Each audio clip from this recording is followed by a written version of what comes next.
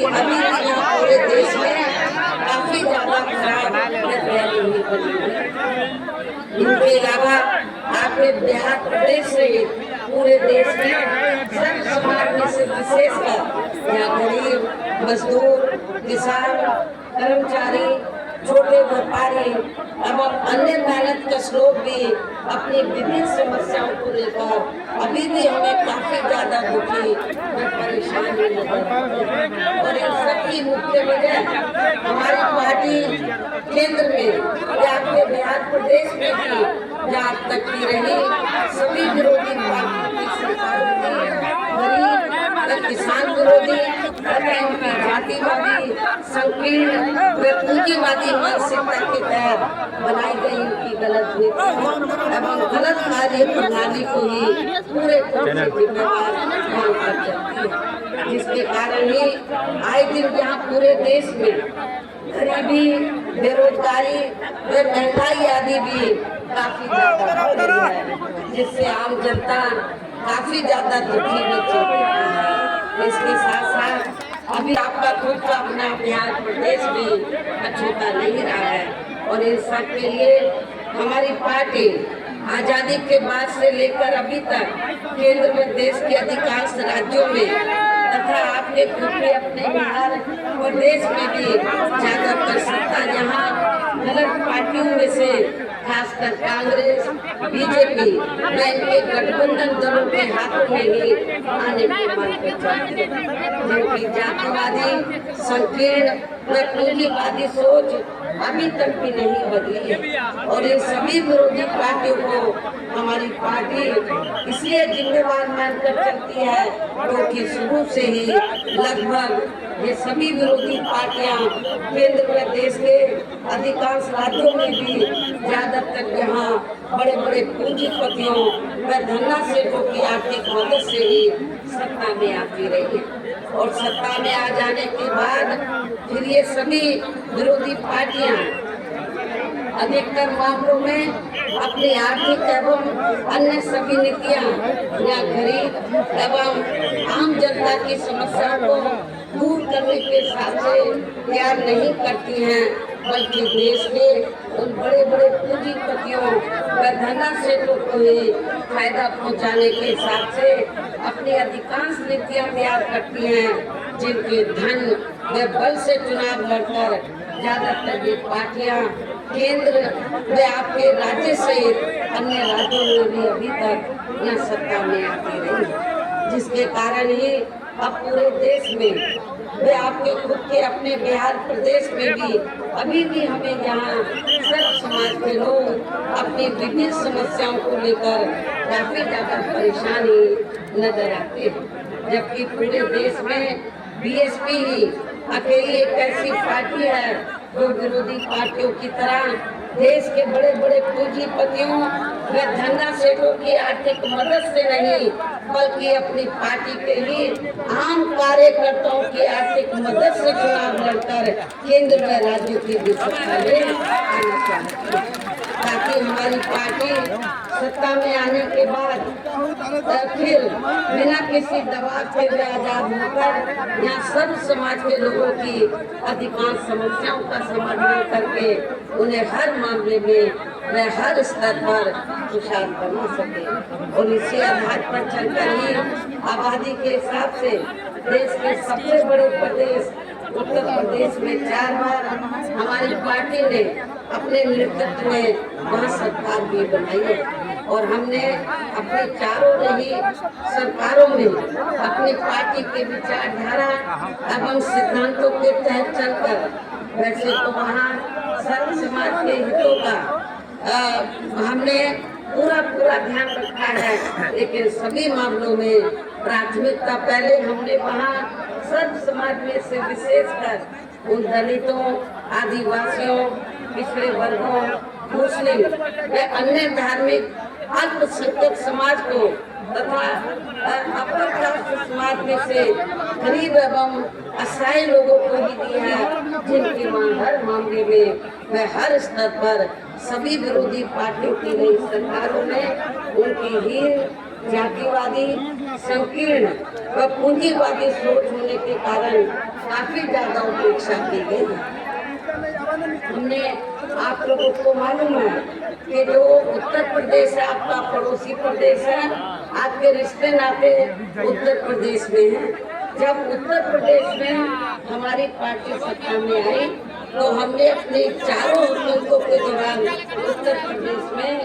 जो गरीब लोग हैं, जो कमजोर तबके के लोग हैं, जिनके पास खेती करने के लिए अपने जमीन नहीं थी, तो हमारी सरकार ने 3-3 एकड़ के पट्टे काट कर तो गरीब भूमिहीन लोगों को खेती करने के लिए हमने सरकारी जमीन खरीदी। तो और आप लोगों को मालूम है कि जब हमारी पार्टी सत्ता में नहीं आई थी तो आप लोग एक नारा लगाते थे। जब पार्टी बनी थी तो सत्ता में आने के बाद हम लोग क्या करेंगे, एक नारा लगाते थे कि जो जमीन सरकारी है वो जमीन हमारी। ये नारा लगाते थे। तो हमने उत्तर प्रदेश में करके दिखाया। जब 4 बार हम लोग सत्ता में आए तो हमने किसी किसान भाई की 1 इंच भी जमीन लेकर हमने अपने लोगों में नहीं बांटी, बल्कि सरकार के पास जो जमीन सरकारी खेती करने के लिए खाली पड़ी थी उसके 3-3 एकड़ के पट्टे काटकर हमने बीकर सेक्शन के लोगों को खेती करने के लिए फ्री में दी। और इतना ही नहीं, जो गरीब आवासहीन लोग हैं जिनके पास रहने के लिए अपने पक्के मकान नहीं थे, जो भी झोपड़ियों में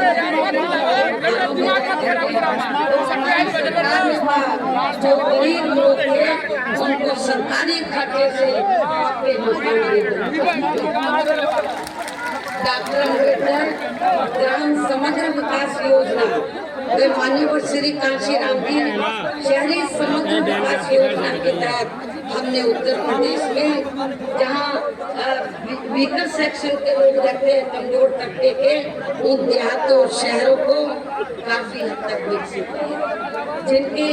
पूर्व में रही सरकारों ने अपनी जातिवादी मानसिकता के तहत यदि गांव को विकसित किया, शहर को विकसित किया, तो दलित और शोषितों की बस्तियों को उन्होंने छोड़ दिया। लेकिन जब हमारी पार्टी पावर में आई तो हमने इन दोनों योजनाओं के तहत जिन बस्तियों को छोड़ दिया गया था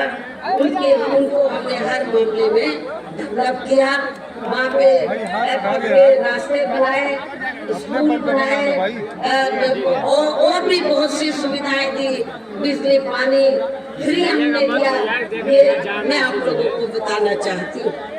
इसके साथ साथ हमने उत्तर प्रदेश में गरीब एवं अपनी चारों हुकूमतों के दौरान हमने उत्तर प्रदेश में गरीब एवं बेरोजगार लोगों को दूसरी पार्टियों की रही सरकारों की तरह मामूली सा बेरोजगारी भत्ता न देकर उन्हें बड़ी तादाद में सरकारी एवं गैर सरकारी क्षेत्रों में अस्थायी रोजगार भी उपलब्ध कराए। और उसका नतीजा ये हुआ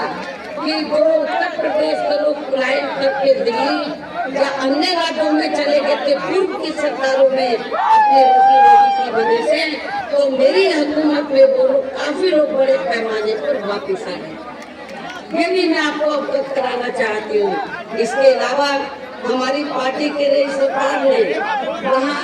विभिन्न क्षेत्रों में उत्तर प्रदेश में विभिन्न क्षेत्रों में लगे लोगों के साथ साथ वहाँ छात्रों, युवाओं, महिलाओं, बुजुर्गों आदि के हितों में भी अनेकों महत्वपूर्ण ऐतिहासिक कार्य किए जिनसे उन्हें काफी ज्यादा लाभ पहुंचा। अब आपके बिहार प्रदेश में या अन्य प्रदेशों में जो छात्रों को, युवाओं को, महिलाओं को जो थोड़ा थोड़ा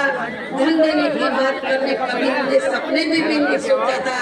जब हमारी पार्टी पावर में आई तो हमने अपने इन लोगों की आर्थिक स्थिति में सुधार लाया, विभिन्न योजनाएं शुरू की। अब उन्हीं की नकल आपके बिहार की सरकार कर रही है, देश में अन्य पार्टियों की सरकारें कर रही हैं, लेकिन इनकी नीयत साफ नहीं है। तो ये चुनाव के नजदीक और तो ये थोड़ा थोड़ा आपको ये लाभ थोड़ा थोड़ा पैसा दे देते हैं, लेकिन चुनाव खत्म होने के बाद फिर ये लोग आपको कोई मदद करने वाले नहीं। ये भी आप लोगों को मानकर चलना चाहिए। किसानों की भी समस्याओं का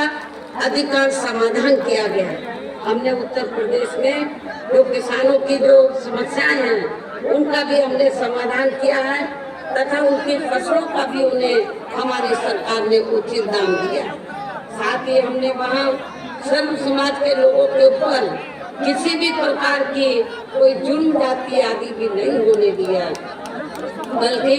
हमारी पार्टी की रही सरकार ने यहाँ पे बिहार के तरह दिन दहाड़े हत्याएं होती और जो अपराधी होते हैं उनको पकड़ा नहीं जाता है। उनको बचाने के लिए उनको जबरदस्ती जेल में भेज दिया जाता, वहाँ उनकी खातिरदारी को करते हैं। ये आप लोगों को मालूम होना चाहिए। लेकिन जब यूपी में हमारी पार्टी की सरकार बनी तो हमारी पार्टी की सरकार ने वहाँ सर्व समाज के लोगों के ऊपर किसी भी प्रकार की कोई जुर्म जाति आदि भी नहीं होने दिया, बल्कि हमारी पार्टी की रही सरकार ने वहाँ जुर्म जाति करने वाले लोगों को बिना कोई देरी किए हुए उन्हें तुरंत ही जेल की सलाखों के अंदर भेजा है, जहाँ मेरी सरकार में उनकी सही व असली जगह होती है, जिसकी यहाँ के बिहार प्रदेश में भी काफी सख्त जरूरत है। ऐसी सरकार की जरूरत नहीं है जो उनकी खातिरदारी करे। बीएसपी की सरकार की जरूरत है जो उनको सीधा कर दे अपराधी। इतना ही नहीं बल्कि हमारी पार्टी की नई सरकार ने यहाँ अपने देश में दलित एवं अन्य पिछड़े वर्गों में समय समय पर जन्मे अपने महान संतों, गुरुओं व महापुरुषों में भी खासकर महात्मा ज्योतिराव फुले, छत्रपति शाहू जी महाराज, श्री नारायण गुरु, बिरसा मुंडा, बाबा साहब डॉक्टर भीमराव अम्बेडकर एवं मान्यवर श्री कांशीराम जी आदि को भी विभिन्न रूपों में पहली बार वहाँ पूरा आदर सम्मान दिया, जिन्हें विरोधी पार्टियों के लोग अभी तक भी आसानी से पचा नहीं पा रहे हैं। संक्षेप में अब मेरा यही कहना है कि उत्तर प्रदेश में हमारी पार्टी ने अपने सभी चारों रहे शासन काल के दौरान वहाँ हर मामले में हर स्तर पर सर्व समाज के लोगों को काफी बेहतरीन सरकार दी। और यदि आप लोग भी यहाँ अपने बिहार प्रदेश में ऐसे ही कार्य करना चाहते हैं जैसे हमने अपनी हुकूमत में यूपी में करके दिखाया है, साथ ही आपके प्रदेश हित से जुड़ी जो भी यहाँ स्थानीय समस्याएं हैं तो उन्हें भी दूर करना चाहते हैं, वह सब जन सुखाई की नीतियों पर आधारित सरकार बनानी हो, जिसके लिए आप लोगों को यहाँ अपने बिहार प्रदेश में विधानसभा के लिए हो रहे आम चुनाव में अपनी पार्टी का बेहतर रिजल्ट लाना हो। इसके लिए अब आप लोगों को वोट पड़ने तक यहाँ खासकर सत्ताधारी पार्टी व अन्य सभी विरोधी पार्टियों के साम दाम दंड भेद आदि अनेकों हथकंडों से भी जरूर सावधान रहना, क्योंकि अब ये सभी विरोधी पार्टियां बीएसपी को सत्ता में आने से रोकने के लिए या बीएसपी अपना बेहतर रिजल्ट ला सके उससे रोकने के लिए हमारी पार्टी के खासकर दलित बेस वोट को बांटने की भी पूरी कोशिश में लगे रहते हैं। और इस मामले में इन्होंने दलित वर्ग में से बिकाऊ व स्वार्थी लोगों के जरिए देती है, जिन्हें आपको बिल्कुल भी अपना वोट नहीं देना है। ऐसी जो बिकाऊ पार्टियां हैं, छोटी छोटी पार्टियां हैं, जिनको जातिवादी पार्टियों ने दलितों का वोट बांटने के लिए तो जिन पार्टियों को बनवाया है, तो ऐसी पार्टियों को आप लोगों को अपना वोट नहीं देना, ताकि इनका ये षड्यंत्र कामयाब ना हो सके। इतना ही नहीं बल्कि अब तो ये विरोधी पार्टियां इनको थोड़ी मजबूती देने के लिए जो बिकाऊ जो अवसरवादी पार्टियां छोटी छोटी, तो इनको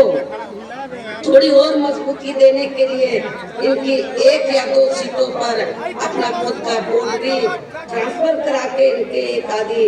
एमपी व एमएलए भी जितवा कर भेजने लगी। इसलिए अब इनको इनके ऐसे सभी षड्यंत्रों व हथकंडों आदि को कामयाब नहीं होने देना है। इसके साथ ही विरोधी पार्टियां अपने अपने पक्ष में हवा बनाने के लिए खासकर मीडिया, ओपिनियन पोल, सर्वे एवं सोशल मीडिया आदि का जो बड़े पैमाने पर इस्तेमाल करती हैं, तो उनसे भी पार्टी के लोगों को कतई गुमरा नहीं होना है। इनके अलावा आप लोगों को विरोधी पार्टियों के विभिन्न रूपों में जारी किए गए उनके हवा हवाई व प्रलोभन भरे चुनावी घोषणा पत्रों आदि के बहकावे में भी कतई नहीं आना है, जिन्हें ये पार्टियां सत्ता में आने के बाद अधिकांश अमल में नहीं लाती हैं और जिन पर से अब जनता का काफी हद तक विश्वास ही उठ गया है। इसलिए हमारी पार्टी किसी भी चुनाव में अपना कोई भी चुनावी घोषणा पत्र आदि जारी नहीं करती है। वैसे भी हमारी पार्टी किसी भी मामले में कहने में बहुत कम बल्कि कार्य करके दिखाने में ही ज्यादा विश्वास रखती है, अर्थात जो कहती है उसे करके भी दिखाती है। और ये सब हमने अपनी पार्टी के बिना जारी किए गए चुनावी घोषणा पत्र के ही उत्तर प्रदेश में काफी कुछ करके भी दिखाया, जिनके अब देश में अधिकांश पार्टियों की सरकारें, विरोधी पार्टियों की सरकारें काफी कुछ नकल भी कर रही हैं। इन्हीं जरूरी बातों के साथ ही अब मेरा यही कहना है कि आप लोगों को अपने मुल्क के, जो अपने बिहार प्रदेश के बीच में अपनी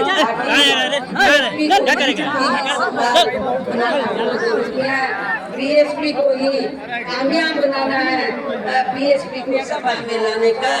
हर संभव पूरा प्रयास करना है। यदि सत्ता में नहीं ला पाते हैं तो इतने विधायक जरूर कर लाने चाहिए कि हमारी पार्टियां पहले से तभी फिर यहाँ के प्रदेश में, बिहार प्रदेश में हमारे जो संत गुरु महापुरुष हैं उनका अधूरा सपना जरूर साकार हो सकता है, जिसे भी खास ध्यान में रखकर अब आप लोगों को यहाँ अपने बिहार प्रदेश में विधानसभा का हम चुनाव लड़ रहे हैं। अपने सभी उम्मीदवारों को अपनी पार्टी के हाथी चुनाव चिन्ह के सामने वाले बटन को दबा के उनको जरूर कामयाब बनाना। और इसके लिए अब आप लोगों को वोट पड़ने वाले दिन अपने सभी कार्य छोड़कर, अभी पहले चरण का तो वोट पड़ चुका, दूसरा लगभग कंप्लीट हो जाएगा, दूसरे चरण का वोट अभी पड़ना बाकी है। और इसके लिए अब आप लोगों को वोट पड़ने वाले दिन अपने सभी कार्य छोड़कर वे अपने अपने पोलिंग बूथों पर समय पर पहुंचकर अपना वोट डालने के लिए जरूर जाना है। और इस मामले में हमारी जो महिलाएं मुझे सुनने के लिए बड़ी तादाद में आई हैं, तो वोट वाले दिन अपना वोट डालने के मामले में हमारी महिलाएं उससे पीछे नहीं रहेंगी। वोट वाले दिन हमारी महिलाएं तो अपने घरों में चूल्हा बाद में जलाएंगे, पहले वोट डालने के लिए जाएंगे। ये आप लोगों को तहिया करके जाना है। इसके साथ ही अपनी पार्टी का एक भी वोट पड़ने से ना रह जाए, तो उसका भी आप लोगों को विशेष ध्यान रखना है। इस प्रकार से आप लोगों को अपनी पार्टी को कामयाब बनाने का हर संभव पूरा प्रयास करना है। वैसे मैंने आपके बिहार प्रदेश में विधानसभा चुनाव की तैयारी के लिए ये चुनाव घोषित होने से पहले व घोषित होने के बाद भी ये अपनी पार्टी के उम्मीदवारों को जिताने के लिए पार्टी के राष्ट्रीय संयोजक श्री आकाश आनंद को भी कई बार भेजा, जिन्होंने आज भी अपनी बात रखी है। इनके साथ साथ आपके राज्य के केंद्रीय प्रभारी एवं राज्यसभा सांसद श्री रामजी गौतम व इनके सभी साथी भी पार्टी को कामयाब बनाने के लिए पूरे जी जान से लगे। ऐसे में मुझे पूरी उम्मीद है कि इस बार अपनी पार्टी यहाँ पे बिहार प्रदेश में पहले से बेहतर रिजल्ट जरूर लाएगी। अंत में अब मैं अपनी पार्टी के उम्मीदवारों को कामयाब बनाने के लिए ईवीएम में पार्टी के हाथी चुनाव चिन्ह के सामने वाले बटन को दबाकर उन्हें जिताने की पुरजोर अपील करने के साथ ही यही समाप्त करती हूँ। धन्यवाद। जय भीम, जय भारत।